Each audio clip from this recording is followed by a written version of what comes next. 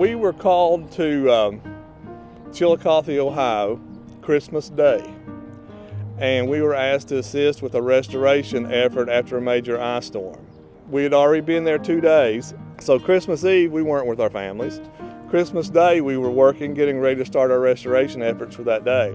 We were at a local high school gymnasium, and they made the announcement, lunch is on your own, it's Christmas Day, there's no facilities, no restaurants, no stores are going to be open today, but we're going to be feeding, have supper at 6 o'clock, no later than 6 o'clock, make sure you're here. This ice storm was absolutely devastating.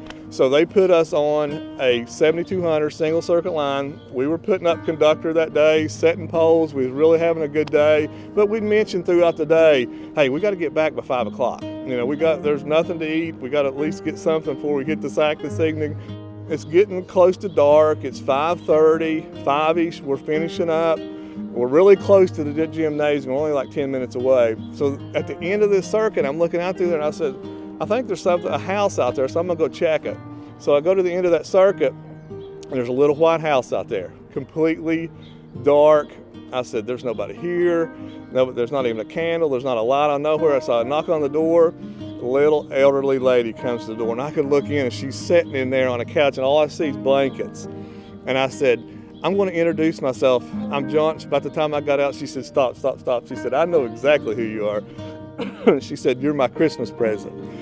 She said, you're going to turn my lights on. And I said, absolutely, ma'am. I said, before I leave here, your lights will be on. So I turned around, and my crews were just coming up, and they saw me talking to that elderly woman. And I'm looking at my watch saying, how am I going to tell these guys what I just committed to? We are not going to get supper.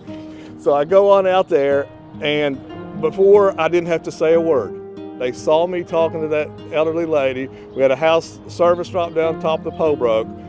They were setting up the bucket truck. They were laying out material. Linemen were getting their tools out. Didn't say a word. We put that phase back up, and when we threw that fuse back in, I'll never forget that white porch light coming on. I'd fulfilled my commitment to that customer.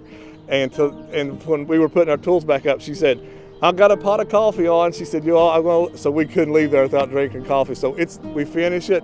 We got her lights back on. We're going back to the gymnasium just as a sanity check. And there's nobody to even be found. The lights are out. We didn't get any dinner. So I guarantee you one thing about how rewarding this job is there were some linemen that went to sleep that night or laid down that night a little bit hungry. But I also guarantee you there were some linemen before they closed their eyes had a smile on their face, and that's why this job's rewarding.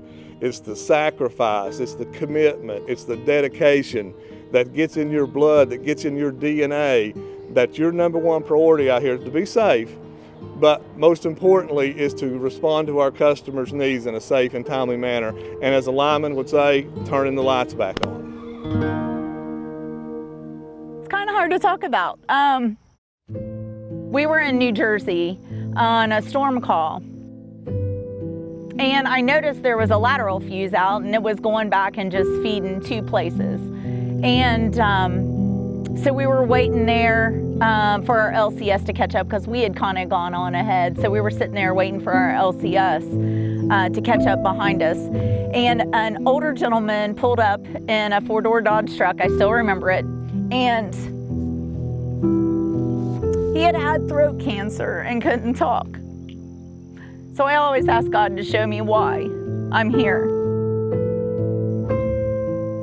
So the gentleman got out and he was scribing on a piece of paper. And he said, my power's out. Can you help me? And he asked me to jump in the truck. And when we got to the end of his house, I seen that it just fed him. His neighbor had power because he had a generator, but the older gentleman didn't. And he wrote on the paper he was by himself and he couldn't make a call because he couldn't talk. So I went back out to the road. We didn't have a ticket for it. I didn't know who had the ticket, but the LCS got out there and I had him call in that this was, the cutout was broke. Simple fix. The cutout was broke. And so I got in the bucket and changed it and come down, and there were tears in his eyes. because he didn't know what he was going to do. And I thought, thank you. Thank you, God, for showing me just one little glimpse of why I'm here. I get it. Little things like that kind of just nudge you on and go, okay, yeah, all right, I can take whatever. The heat, the ice, the cold, being away from my family for 2 weeks, on a storm, any of that. If that one person, if it did it for him to get his power back on so he could be comfortable, and he had breathing treatments that he was having to take, and he didn't have generator or power, but he had no way to communicate that except for to stop us on the road. And I was thankful. That was a blessing to me more than it was to him, I believe. That tears me up every time. I can't stand it. Because I keep thinking, why, if we hadn't have stopped and been waiting on our LC, just things, it's God.